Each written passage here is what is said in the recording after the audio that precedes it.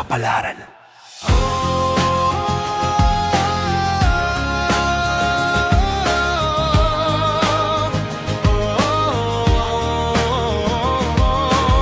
Unang bahagi, noong musmus pa't magkalaro sa loob ng malawak na bakuran. Masaya ang tawanan, walang alalahanin hanggang sa magbago ang takbo ng panahon. Lumayo ka sa kanya, ang utos ng ina. Laki sa hirap, walang maibibigay sa'yo. Ipinagbawal ang pagkakaibigan, pilit na pinaghiwalay ang dalawang puso. Ang kanyang ina ay tapat na kasambahay sa isang mayamang tahanan, siya'y naglilingkod.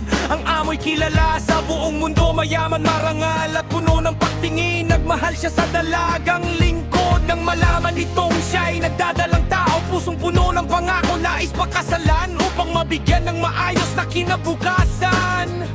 Ikalawang bahagi, ngunit lihim na tinutol ng ina ng amo. Ayaw magkaroon ng mababang kamag-anak.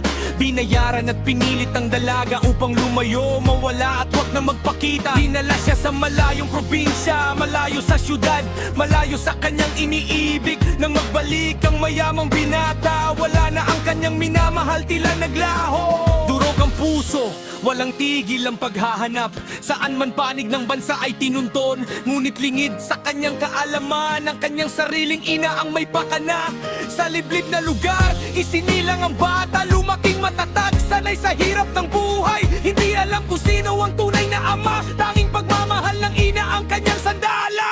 Ikatlong bahagi, sa kabilang panig ng buhay at kapalaran, ang dalaga'y lumaki sa ginhawa at yaman. Nakatira sa magandang bila, puno ng luho. Ang inay may mataas na tingin sa sarili. Hindi tumitingin sa mga mahihirap, naniniwalang ang yaman ng sukatan ng halaga. Noong 8 taong gulang pa lamang, dinala ang dalaga sa Amerika upang doon mag-aral at lumaki ng maayos, malayo sa dating tahanan at alaala. Lumipas ang maraming taon at panahon, ang binatay nagtrabaho, nagsikap ng mabuti. Ang ina naman ay bumalik sa dating trabaho, sa pila ng pamilya ng dalaga muling naglingkod.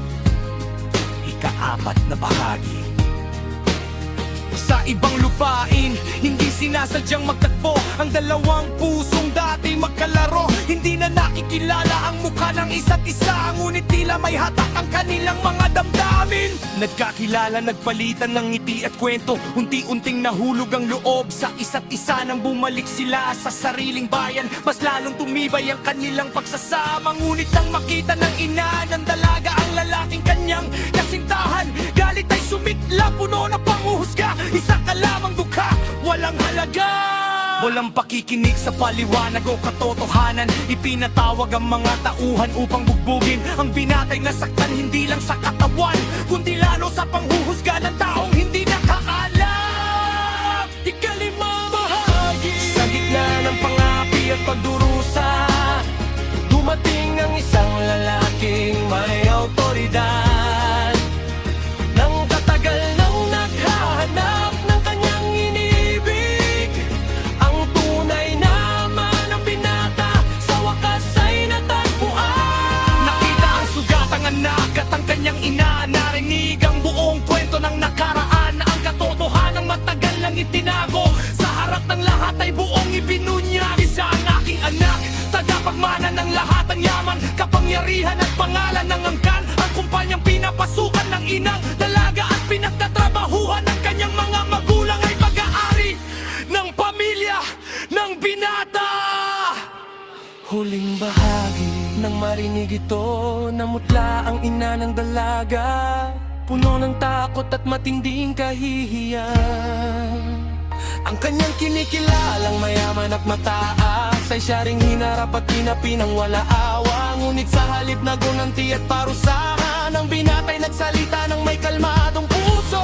Ang nakaraan ay bahagi na ng buhay.